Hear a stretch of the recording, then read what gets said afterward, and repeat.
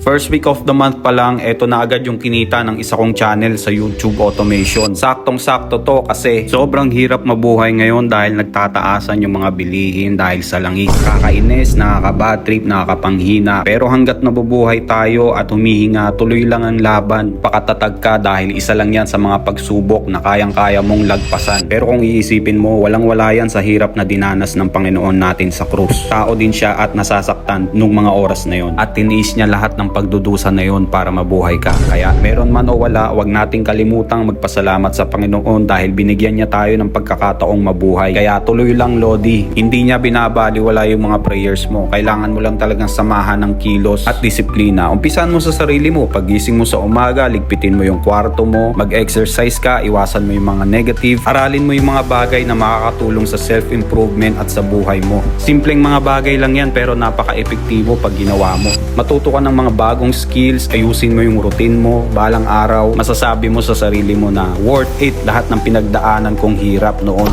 Tulad na lang ng mga members namin sa community na recently lang ay mga zero knowledge pero ngayon ay kumikita na sa YouTube automation. Dahil yan sa tamang mindset na sinamahan ng sipag at consistency. Kaya kung interesado ka ring matuto ng YouTube automation, mag-comment ka lang ng YTA or i-message mo ako for full details. Tandaan mo to, hindi sapat ang dasal kung walang galaw.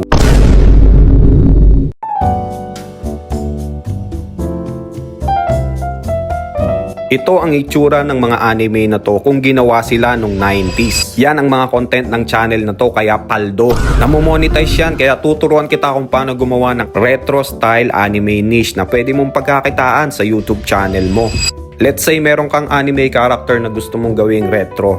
First step, pumunta ka sa Gemini AI at i-upload mo yung image na yan. I-paste mo tong prompt na to na nilagay ko sa comment section, i-copy mo na lang. Hit enter at dapat lumabas itong creating image. Pag okay na yung result, i-save mo yan at pumunta na tayo sa step number 2. Go to Meta AI, pwede rin to sa cellphone, i-upload mo yung image, lagay mo yung animate this character prompt at ayan, meron ka ng anime retro style content. Pwede ka pang gumawa ng iba pang anime characters para mas mapahaba yung content mo. Always remember, kapag gumagawa ng content, iwasan ng mass produce, paulit-ulit na template, repetitive na thumbnail, at dapat ikaw mismo ang nag-generate ng AI images at videos para maiwasan natin yung mga violation. Congrats nga pala sa mga masisipag na members sa aming community na sobrang consistent kaya pumapaldo na. Ayan o, sana all.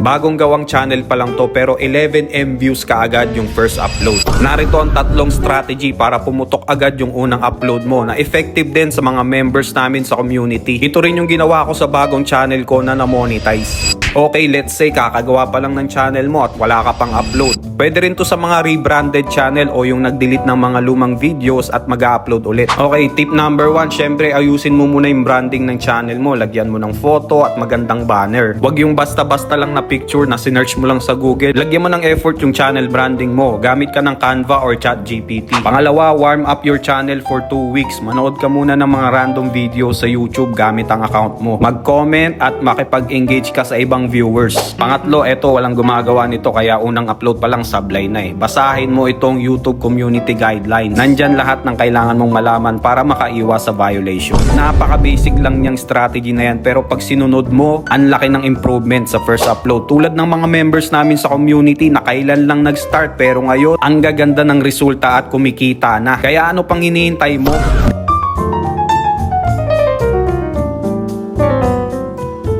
Kahit anong gamit sa bahay nyo, pwede mong gawa ng ganitong video at pagkakitaan sa YouTube at FB affiliate. Sa video ito, ituturo ko sa inyo kung paano gawin ang next level affiliate marketing na in-improve using AI para pagkakitaan nyo rin sa mga channel nyo.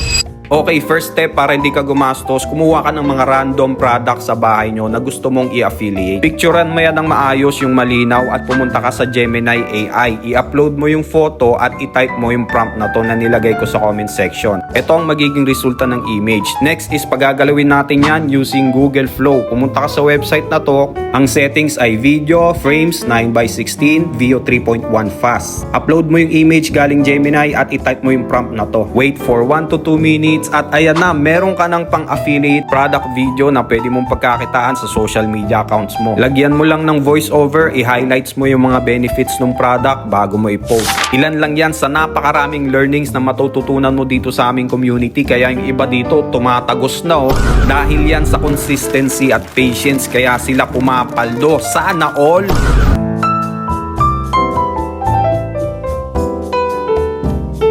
Mukbang content na AI ang mga vlogger kagaya neto. Kain tayo ng tahong mga lodi. Ang lakas sa views niyan, tignan nyo. Syempre, ituturo ko sa inyo step by step kung paano gawin yan para pagkakitaan nyo rin sa YouTube channel nyo. So stay tuned.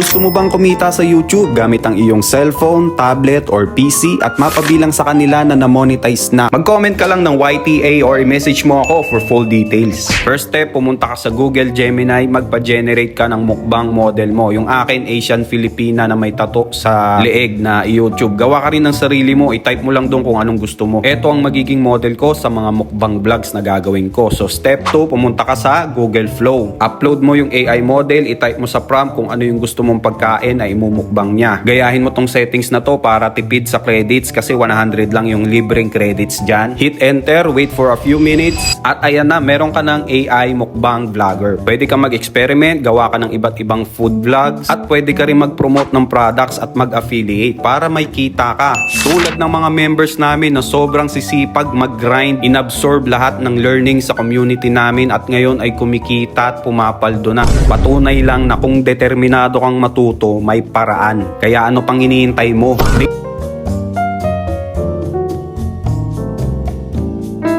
Yung content ng channel na to puro Bible verse pero million views at monetize. Ayan perfect niche to ngayong Holy Week at sa videong ito ituturo ko sa inyo kung paano yan gawin step by step. Dahil pag nag-spread ka ng gospel, magkaka-blessings ka. Okay, first step, pag nasa labas ka ng bahay nyo, videohan mo yung mga puno, mga halaman, mga ibon, or kahit anong magandang bagay sa paningin mo. Record ka ng marami para sa content na gagawin mo. Step 2, punta ka sa ChatGPT, ilagay mo tong prompt na to, screenshot mo na lang at kopyahin mo. I-copy mo yung result at pumunta ka sa 11 Labs, text to speech at i-paste mo dito yung script. Pili ka ng voice na pang Bible verse yung atake. Hit generate and download at pumunta na tayo sa step 3. Pagsamahin mo yung video na nirecord mo at yung voice over sa 11 Labs. At dahil original footage ang gamit mo galing mismo sa cellphone mo, pasado sa YouTube Partner Program yan at hindi ka makaka-copyright. I-save mo lang pagtapos na at goods na yan, Lodi. Flex ko lang yung mga masisipag na members sa community namin na ang gaganda ng resulta sa kanilang mga YouTube channel. Resulta yan ng kanilang focus at determination para matuto. Kaya sila pumapaldo. Sana all!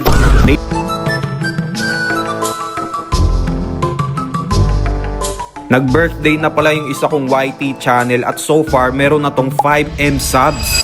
I-share ko sa inyo yung formula na ginagamit ko para maparami yung subs na pwede sa kahit anong niche. Napakalaking tulong nito sa engagement at revenue, so stay tuned.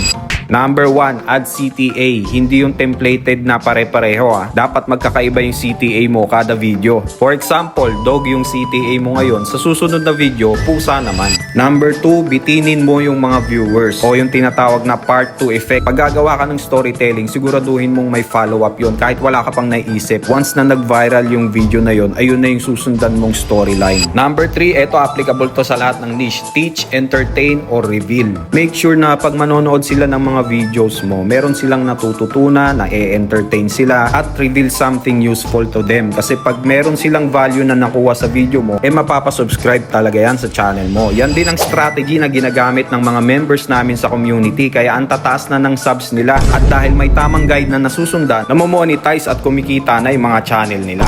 Kaya ano pang hinihintay mo? Daily uploads tayo dito mga Lodi, kaya huwag kakalimutan mag-follow, like, and share. Kung gusto mo naman matuto ng YouTube automation at mamonetize kagaya nila, pumunta ka lang sa Facebook app ko, link in bio or i-DM mo ako, Lodi.